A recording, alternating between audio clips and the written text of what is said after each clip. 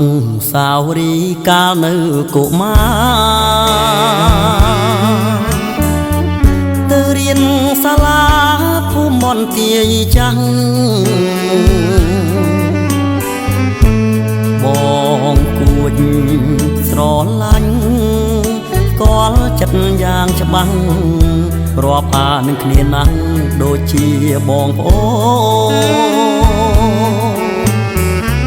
បែកគ្នា10ឆ្នាំមកស្រុកម្ដងទៀត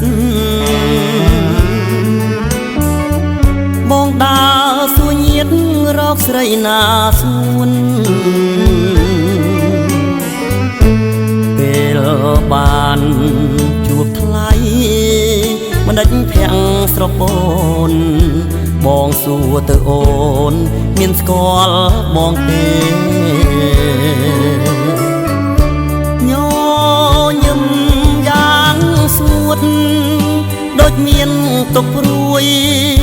តាប្រុសណាមួយឲ្យស្រីខកស្នេហ៍អូនឆ្លើយថាមានគ្មានបងនៅក្បែរពេលនាងទើបតែ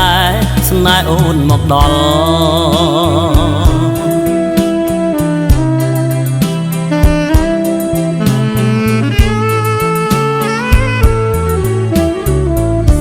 10ឆ្នាំចាំស្នេហ៍ឥតប្រែក្រឡាំង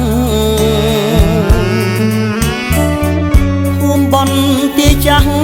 ទេវតាបានផ្ដល់ឲ្យយើងជួបគ្នាហបព្រេងកុសល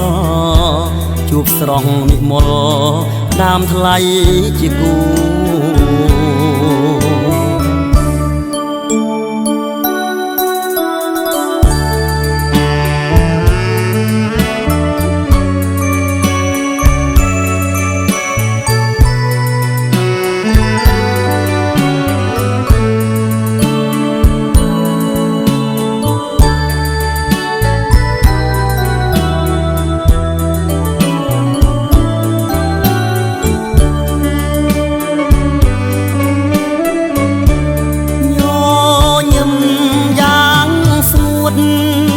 ដូចមានទុកព្រួយ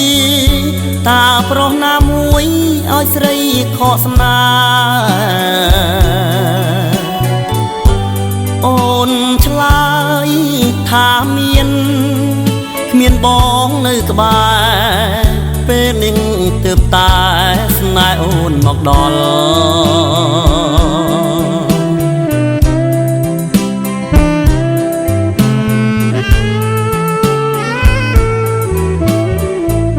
10ឆ្នាំចាំស្នេហ៍ឥតប្រែក្រឡាំង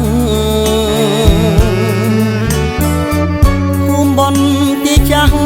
ទេវតាបានផ្ដល់ឲ្យយើងជួបគ្នាហបព្រេងកុសលជួបស្រស់និមលដើមថ្លៃជាគូ